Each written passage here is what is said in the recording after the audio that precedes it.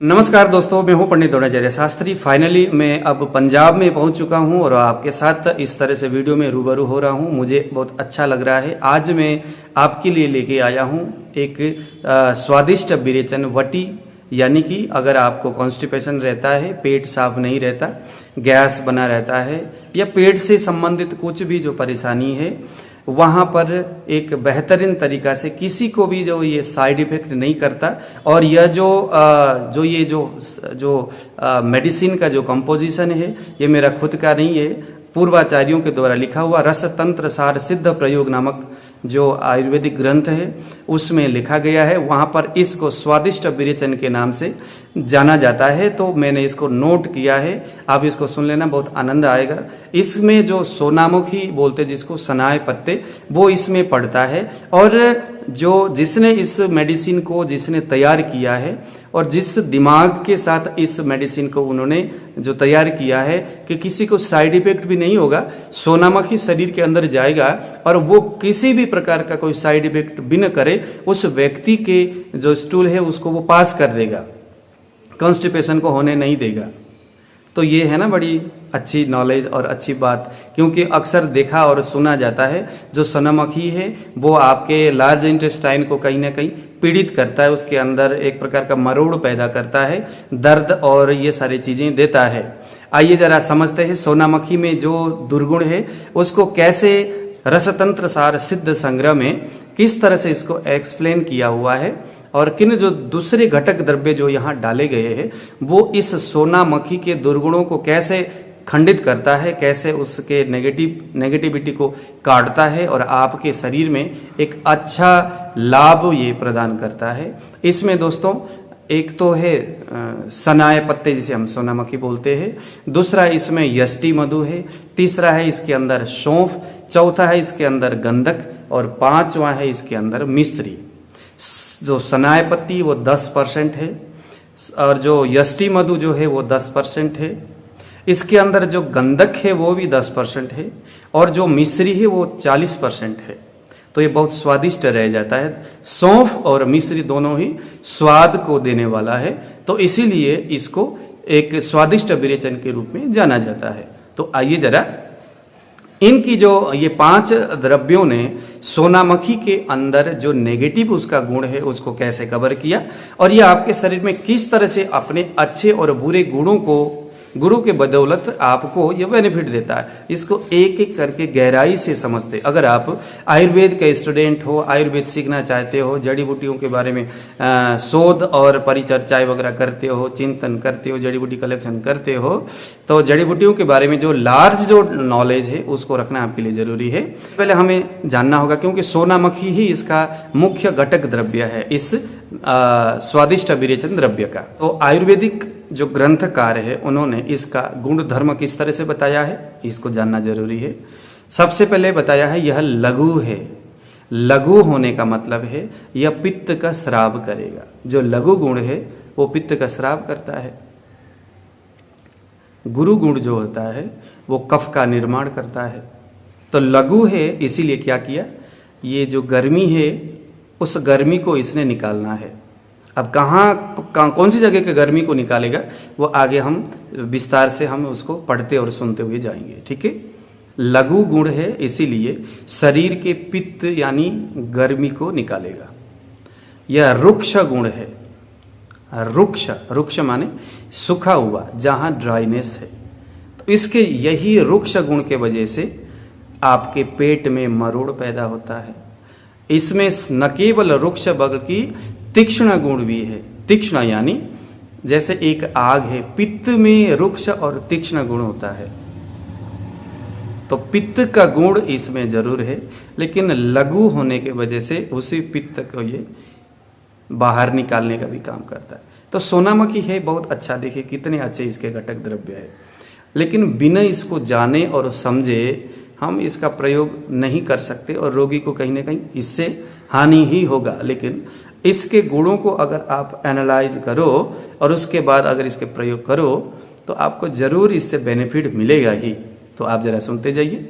सबसे पहले लघु है जो इसके पित्त को बाहर निकालता है, लेकिन साथ साथ में इसमें रुक्ष और तीक्ष्ण गुण है जो कि पित्त कारक है।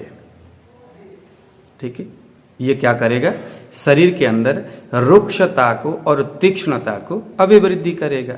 कहाँ करेगा, ज्यादातर जो सोनामखी है जिसे हम सनाए बोलते हैं, वो आपके लार्ज इंटेस्टाइन और लीवर इन दोनों ऑर्गन में ये अपना विशेष प्रभाव छोड़ता है। तो फाइनल तो प्रभावित तो इन्हीं दोनों ऑर्गन में करेगा, यानी कि इसकी जो लघुता गुण है वो लीवर में और लार्ज इंटेस्टाइन में करेगा, और इसकी जो उष्ण और जो तीक्ष्ण गुण है वो भी लीवर में और लार्ज इंटेस्टाइन में करेगा। इसीलिए आपकी जो बड़ी आंत है पेट के निचले हिस्से में, इस दवाई को खाने वाले बोलते हैं भाई मरोड़ पैदा हो रहा है, पेट में दर्द हो रहा है, जलन हो रही है, इसी गुण के वजह से हो रहा है। समझना जरूरी है, ध्यान से सुनिए इस वीडियो को, बहुत आनंद आएगा। उसके बाद आपको कोई शिकायत नहीं रहेगी। इस दवाई को आप आसानी से रोगी को दे सकते हैं, लेकिन जरा इस आनंद को आप जरूर लीजिए कि भाई इन द्रव्यों को यहाँ पर किन किन कारणों से डाला गया और कहाँ किन किन चीजों को बचने और बचाने का यहाँ प्रयत्न किया गया। इसमें कटु गुण है, कटु। अब फिर देखो कटु जो है वो क्या करेगा, कटु गुण पित्त को बढ़ाता है, कटु गुण वायु का शमन करता है। तो इसमें कटुता है, किसमें, सनाए के पत्ते में। उसके साथ साथ यह तिक्त गुण भी है। अब फिर आ गया पित्त का शमन करने वाला, तिक्त गुण पित्त का शमन करता है और कटु गुण वायु का शमन करता है। मगर कटु जो है वो पित्त को बढ़ाता है। तो थोड़ा सा डलमोल है ना इस दवाई में, इसीलिए बहुत सारे लोग इस दवाई को प्रयोग करना नहीं चाहते, क्योंकि बड़ा उत्पटांग सा इसका प्रभाव है शरीर के अंदर। एक तरफ से कटु है और दूसरी तरफ से यह तिक्त है। तिक्त गुण शरीर के अंदर पित्त को बाहर निकलता है, चूंकि यह लघु भी है। तो लघु और तिक्त दोनों गुण के संयोग से यह पित्त को अच्छा स्राव करता है, यानी बाहर निकालता है। लेकिन इसमें रुक्ष, उष्ण और इसके अंदर कटु गुण है, अंदर ये गर्मी भी पैदा करेगा, यानी गर्मी भी पैदा कर रहा है और बाहर भी निकल रहा है। ये उष्ण गुण वाला है। तो फाइनली ये आपके कफ को, पित्त को और वायु, इन तीनों का ये समन करता है। यह वामक यानी बमन कारक भी है। अगर आप ज्यादा प्रयोग करोगे तो ये बमन भी करता है। ये अनुलोमक भी है। अनुलोमक का मतलब है दोषों को नीचे की ओर प्रेस करने वाला। अनुलोमक द्रव्य जो है, अक्सर जिनको सिर में दर्द हो, ऐसे परिस्थितियों में अनुलोमक द्रव्य लेने से वो जो वायु का प्रभाव है ऊपर जाने नहीं देता, नीचे ही नीचे चला जाता है। तो अनुलोमक का यह फायदा हुआ कि स्टूल को या किसी भी मलों को, दोषों को मलमूत्रों के माध्यम से बाहर निकालने के लिए ये अनुलोमक के कारण से ये ऐसा कर पाता है। यह संसरण, यानी यह संसरण का मतलब होता है कि किसी भी अन्न को या मल को या आम को, कोई भी जो पेट के अंदर है, जो अपच अवस्था में है या पचा हुआ है या किसी भी परिस्थिति में है, उसे जबरदस्ती खींच करके, तान करके मल के माध्यम से, मल और मूत्र के माध्यम से बाहर जो निकालने वाला है उसे हम संसरण गुण वाला बोलते हैं। तो सनाए के अंदर यह भी है, यानी जो चीज आपने खाया वो पचा है या नहीं पचा है, सनाए ने इसको नहीं देखना। हालांकि इसमें तीक्ष्ण गुण भी है और उष्ण गुण भी है, तो इसमें कुछ पाचक गुण भी है ही, लेकिन उसके साथ साथ में ये पचाने का भी काम करता है और साथ में अगर नहीं पच सकता तो जबरदस्ती खींच करके बाहर निकालने का काम भी करता है। ठीक है, और क्या है इसमें जरा देखो। यह मैंने आपको बताया था ना कि ये गर्मी को निकालता है। तो कौन से गर्मी को निकालेगा, ये आपके लीवर के जो गर्मी है, आपके लीवर में जो अगर कोई गर्मी है तो उस गर्मी को ये निकालने वाला है।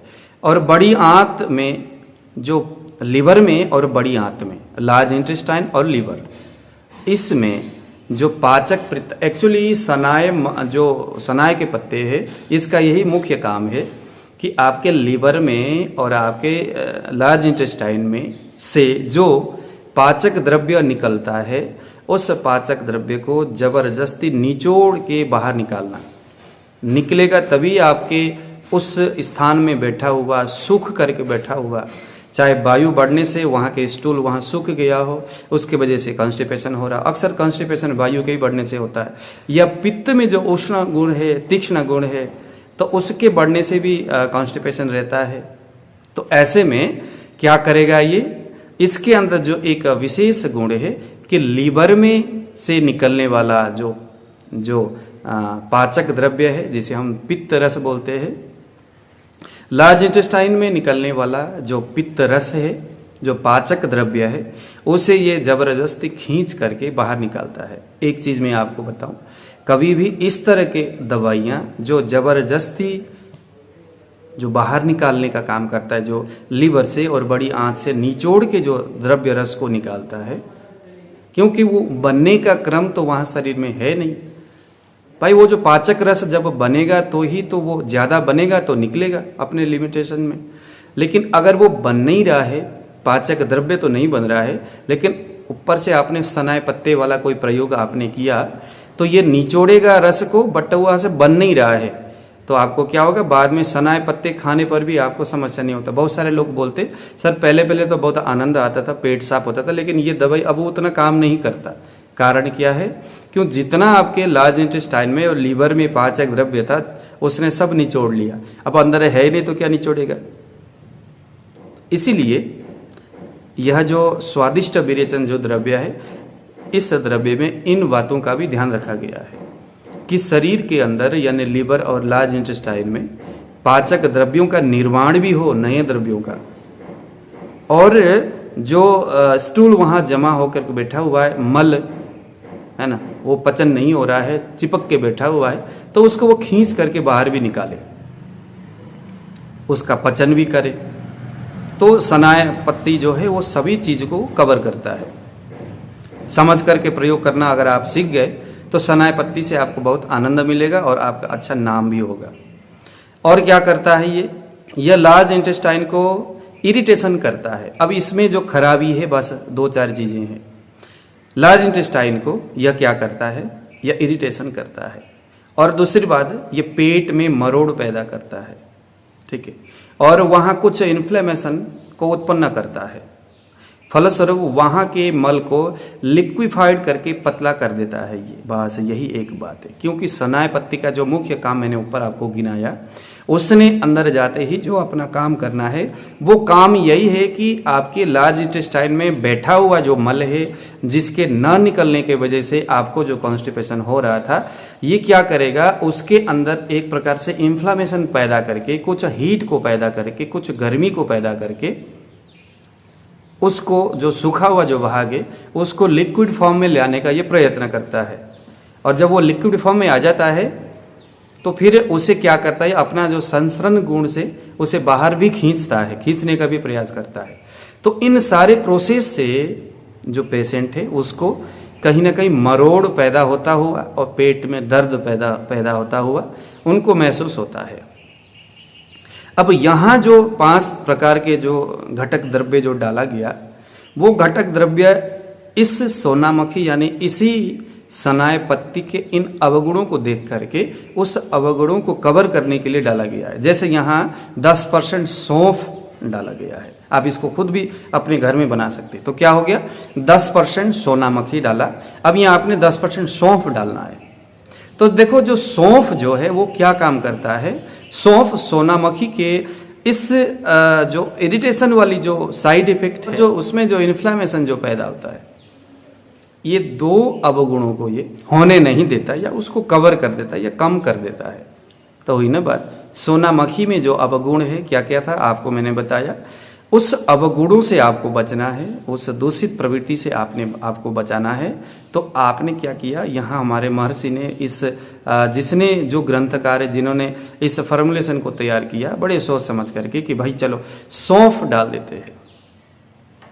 अब सौंफ में जो गुण है वो गुण में इस सनाए मक्खी के इस सनाए पत्ती के इस इरिटेशन और यह जो इन्फ्लेमेशन जो इसमें रहता है, इन दोनों चीज को कवर करता है।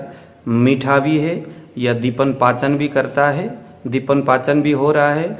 मीठा यानी पित्त का समन भी करता है, जो मधुर द्रव्य है वो पित्त का शमन करता है। तो क्या हो रहा है, साथ साथ में इस सोनापत्ती सनाय मक्खी का जो गर्मी है, जो उष्ण गुण है ना उसका, तो उसको वो कंट्रोल भी कर रहा है, साथ में दीपन पाचन उस स्टूल का भी कर रहा है, और बस अच्छा ही अच्छा काम कर रहा है। उसकी जो इन्फ्लेमेशन वाली जो नेगेटिव गुण है उसको भी वो कंट्रोल कर रहा है। इसीलिए यहाँ पर सौंफ डालना अच्छा देखा गया। तो सौंफ डाल दिया, कितना, 10%। अब यहाँ पर दूसरा इन्होंने डाला है दोस्तों यष्टि मधु। अब आप जानते हो यष्टि मधु जो वैद्य या कोई डॉक्टर रिकमेंड करता है, किस मुख्य प्रयोजन के लिए करता है? यह हमारे शरीर के जो म्यूकोजल मेम्ब्रेन है उसको ये हील करता है, उसको मेंटेन करता है। तो आपके लार्ज इंटेस्टाइन में जो स्टूल है उसके चारों ओर जो म्यूकोजल मेम्ब्रेन है उसको ये बिल्कुल सॉफ्ट कर देता है, सॉफ्ट करता है। सॉफ्ट करने का मतलब, उसको बिल्कुल नरम करने का मतलब फिर वही हुआ कि जहां सोनामक्खी उसको जबरदस्ती खींच रहा था और खींचने से जो आपको दर्द हो रहा था, ध्यान से सुनना यहाँ पर, इन दोनों द्रव्यों का जो आपसी सहयोग को आप ध्यान से सुनिए और महसूस करिए। जहां सनाय पत्ते उस बड़ी आंत के दीवारों में चिपके हुए उन मलों को जबरदस्त खींच रहा था और उस खींचातानी में आपको दर्द हो रहा था, वहां पर मुलेठी यानी यह जो यष्टि मधु है वो क्या कर रहा है, अपना एक खासियत जो म्यूकोजल मेम्ब्रेन को सॉफ्ट करने की जो एक खासियत है उसमें, जैसे खांसी में भी वही काम होता है, आपका चिपका हुआ जो बलगम है उसको क्या करता है, ये सॉफ्ट कर देता है। तो जो मुलेठी है, जो यष्टि मधु है, उसका मुख्य काम क्या था, उस म्यूकोजल मेम्ब्रेन को सॉफ्ट करना। तो जहां वो खींच रहा था उस बड़ी आंत के स्टूल को, वहां जाकर के ये बोलता है, रुक जा भाई रुक जा, तू खींच रहा है तो मैं थोड़ा सा इसके चारों ओर ल्यूब्रिकेशन पैदा कर दूं कुछ वहां पर, क्योंकि वो वहां इन्फ्लेमेशन भी वो डाल रहा था। तो ऐसे में मुलेठी ने बोला कि भाई इसके चारों ओर थोड़ा मैं भी फैल जाऊं, और वो आप अगर इसको खींचातानी करो तो साथ में मैं इस पेशेंट को, इस व्यक्ति को दर्द होने न दूं। क्योंकि वो मुलेठी का मुख्य काम क्या है, चिपका हुआ या सूखा हुआ मलों को, आम को, बलगम को सॉफ्ट करना मुलेठी का काम है। अगर किसी का सूखी खांसी है वायु के बढ़ने की वजह से और बलगम बहुत ज़्यादा सूखा हुआ है, आपको डॉक्टर जरूर बोलेंगे कि आप मुलेठी का पाउडर शहद के साथ मिला के लो। यहाँ क्यों, इसीलिए क्योंकि शहद जो है एक प्रकार का रसायन है, किसी भी औषधि के गुणों को बढ़ा करके अंदर शरीर में काम करता है। और मुलेठी यहाँ क्या कर रहा है, यष्टि मधु उसी म्यूकोजल मेम्ब्रेन को जो है वो सॉफ्ट कर रहा है, और वो जो कफ है उसको पिघला रहा है, वो बिल्कुल सॉफ्ट कर रहा है। तो यहाँ पर यष्टि मधु का कल्पना किया गया। जरा ध्यान से सुनना और बिल्कुल कल्पना करिए जरा, इन औषधियों का आपस में मिलने से जो एक व्यक्ति के शरीर में जिस तरह से काम होता है, उस रोग से लड़ने के लिए जो काम होता है, जरा आप कल्पना करो इस चीज के ऊपर। सनाय पत्ते उसको खींच रहा था, खींचने से दर्द हो रहा था। मुलेठी ने बोला कि नहीं भाई, थोड़ा सा मैं इसके अंदर लुब्रिकेशन पैदा कर दूं, थोड़ा सॉफ्ट कर दूं नीचे से और ऊपर से। मुलेठी ने क्या किया, सॉफ्ट किया। जब वो सॉफ्ट होगा तो सोनामक्खी यानी जो सनाय पत्ती जो वो खींचेगा तो एक तो दर्द नहीं होगा और आसानी से वो बाहर आ जाएगा। समझ में आया होगा आपको मुलेठी क्यों डाला गया। कितना मुलेठी, यहाँ आपने 10% मुलेठी डालना है। अब यहाँ पर तीसरे नंबर में क्या डाला गया, चौथे नंबर में यहाँ डाला गया, पहले नंबर में सनाय पत्ती, दूसरे में आपका सौंफ, तीसरे में मुलेठी यानी कि यष्टि मधु। अब हम बात करेंगे चौथे नंबर में गंधक। अब जरा देखो, जरा गंधक का सबसे मुख्य काम क्या है, सबसे मुख्य काम है इसका रक्त का शोधन करना। देखो आपके लार्ज इंटेस्टाइन में मल पड़ा हुआ है जो बहुत ज़्यादा सॉफ्ट नहीं है या बहुत ज़्यादा टाइट है, और क्योंकि आपके जो लार्ज इंटेस्टाइन है वो वहाँ से भी रस को खींच रहा है, उसका काम तो क्या है, जो भी वहाँ बैठा है उसमें से रस को खींचना। रस जब वो खींचेगा तो वहां से कुछ गलत चीजें भी जाएगा, क्योंकि टॉक्सिन उसमें अब रहा होगा, बहुत दिन से वहां पर पड़ा हुआ है, सड़ गया होगा। सड़ा हुआ जो रस है वो आपके लार्ज इंटेस्टाइन उसको खींचता है। जब खींचेगा तो वहां से वो फिर रक्त बनेगा, है ना, पहले रस से फिर रक्त बनेगा, तो ऐसे धातुओं का निर्माण होगा। तो यहीं से फिर जो सप्त धातु है उसकी विकृति की जो जड़ है वो यहीं से शुरू होने वाला है। तो यहाँ इस मेडिसिन का इस कॉन्सेप्ट को बनाने वाला उनको लगा कि क्यों ना हम कुछ ऐसा द्रव्य यहाँ डालें जो कि उस रक्त का शोधन करने वाला, रक्त के अंदर जो मल है, जो आम संचित हुआ हो अगर, तो उसका भी जो पचन करे। और एक चीज मैं आपको बता दूं, जो गंधक है वो एक स्वयं से विरेचक भी है, यानी वो विरेचन भी करता है। तो क्या करेगा फलस्वरूप, ब्लड में जो गंदगी है ये उसको भी बाहर निकालेगा, और जो लार्ज इंटेस्टाइन में जो गंदगी है उसको भी अपना विरेचन वाले गुण से उसे भी वो बाहर निकाल देगा। ठीक है, तो ये रक्त का शोधन भी करेगा, शुद्धता भी करेगा। इसीलिए जितने भी जो चर्म रोगी है ना, जो चर्म का जो विकार है, स्किन डिजीज जितने भी है, वहां पर ज्यादातर गंधक रसायन दिया जाता है। लेकिन ध्यान देना, यहाँ जो गंधक है वो बिल्कुल शुद्ध होनी चाहिए। शुद्ध गंधक कितना डालना, 10%। तो गंधक का यहाँ काम क्या रहा, लार्ज इंटेस्टाइन में जो स्टूल है उसको विरेचन करना, क्योंकि विरेचन वाला गुण है। लेकिन वहां से जो रस का अवशोषण लार्ज इंटेस्टाइन जो कर रहा था, अवशोषण किसको कर रहा है, वो अवशोषण वो कर रहा है वहां के उस दोष युक्त उस स्टूल का। तो वहां से उस रस में कोई दोष न चले जाए, या अगर चला भी गया तो गंधक को भी जब वो अंदर जब डालेंगे तो गंधक को भी वो खींचेगा आपका लार्ज इंटेस्टाइन। तो फलस्वरूप जब गंधक अंदर जाएगा तो वो रस से रक्त की जब आगे की और जब दूसरी स्थिति में पहुंचेगा तो उस ब्लड में स्थित जो दूषित जितने भी पदार्थ है उसको ये शोधन करता है, उसको साफ करता है। इसीलिए चर्म विकार में गंधक का प्रयोग किया जाता है। तो क्या हुआ, 10% सोनामुखी यानी सनाए के पत्ते, 10% सौंफ, 10% यष्टि मधु, 10% गंधक, 40% मिश्री। अब मिश्री आप जानते हो यह एक स्वादिष्ट है, मधुर रस प्रदान एक द्रव्य है। यह पित्त का शमन करता है, क्योंकि सोनामुखी जो सनाए पत्ती के अंदर बहुत ज़्यादा गर्मी है। तो ऐसे में इन सभी के गर्मी को, और आपके शरीर के अंदर अगर यह पित्त प्रकृति के कारण से अगर आपका कॉन्स्टिपेशन रहता हो तो यहाँ पर, और अगर वायु के कारण से भी अगर कॉन्स्टिपेशन रहता हो तो यहाँ पर भी यह जो मधुर रस प्रदान मिश्री, जो धागे वाला मिश्री है, या उसके लिए ये परिकल्पना किया गया 40%। ठीक है ना, 10% 40 हो गया, और उसके जस्ट डबल 40% मिश्री को डाल करके आपके ये स्वादिष्ट विरेचन योग यहाँ तैयार किया गया। अब इसमें सबसे अच्छी बात यह है कि ये चाहे छोटे बच्चे को आप दो तो भी ये कोई हानि नहीं करेगा, बड़े बुजुर्ग हो, युवा हो, कोई भी हो, कोई हानि नहीं करेगा। लेकिन इतना है कि यह बहुत बड़ा कॉन्स्टिपेशन की परिस्थिति में, बहुत बड़ा ही कोई दूसरे समस्या के कारण से आपको कॉन्स्टिपेशन है तो वहाँ ये उस लेवल में शायद काम नहीं करेगा। लेकिन साधारण परिस्थितियों में आपका डाइजेशन सही तरीके से नहीं हो रहा है, आपके लार्ज इंटेस्टाइन में मल जमा हुआ है, कॉन्स्टिपेशन रहता है, तो ऐसे में यह आप प्रति दिवस सुबह और शाम आप आधा चम्मच, छोटे बच्चों को 1 ग्राम या 1.5 ग्राम, बड़ों को 3 ग्राम तक का आप इस दवाई का आप प्रयोग कर सकते हैं। इसको आपने गर्म पानी के साथ लेना है सुबह और शाम। वैसे भी जो पाचक जो दवाइयाँ होते हैं वो भोजन करने के बाद लेना होता है। तो रात में खाना खाने के बाद गर्म दूध के साथ और सुबह गर्म पानी के साथ, या रात को भी गर्म पानी के साथ इस दवाई का आपने सेवन करना है। दोस्तों ये रहा मेरा। अक्सर क्या होता है कि जो आयुर्वेद सीखने वाले जो स्टूडेंट है, इसी तरह से जितने भी वो घटक द्रव्य वहाँ पर डालते हैं,